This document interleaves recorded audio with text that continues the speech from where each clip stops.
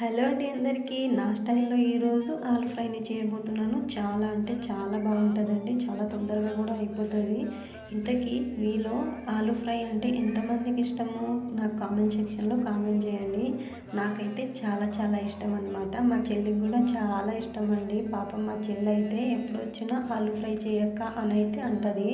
ఇంకా మమ్మీ వాళ్ళ ఇంటికి పోయినప్పుడు కూడా అంటదనమాట. ఇంకా అక్కయ్య ఆలు ఫ్రై అయితే చెయ్యవా అనేసి అయితే. ఎందుకంటే నేను మంచిగా చేస్తా కాబట్టి, ఇంకా నాకు నేనే పొగుడుతున్నా అని అనుకోకండి. ఇంకా నాకు వచ్చినట్టయితే నేను చేస్తా అనమాట.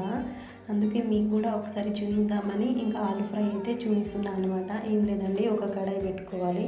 కడాయిలో అయితే ఆయిల్ వేసుకొని దాంట్లోనే కొంచెం జీలకర్ర, ఆవాలు, ఇంకా కరివేపాకు వేసుకోవాలన్నమాట. దాని తర్వాత వచ్చేసి ఇంకా దాంట్లోనే ఆనియన్ వేసేసి, ఇంకా చిన్న చిన్న పీసెస్గా కట్ చేసిన మనం ఆలు ఉంటుంది కదండి, ఆలు కూడా వేసేసేయాలన్నమాట.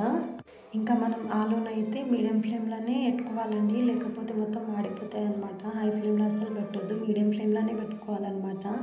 ఇంతకీ నా ఆలు ఫ్రై ఎలా ఉందో కామెంట్ సెక్షన్లో కామెంట్ చేయండి. నిజం చెప్తున్నానండి, చాలా బాగుంటుంది. చాలా తొందరగా కూడా అయిపోతుంది. చపాతీలోకైనా రైస్లోకైనా బాగుంటుంది అనమాట. ఇంకా మా ఆయన అయితే ఇట్లా అయితే అసలు తినడనమాట.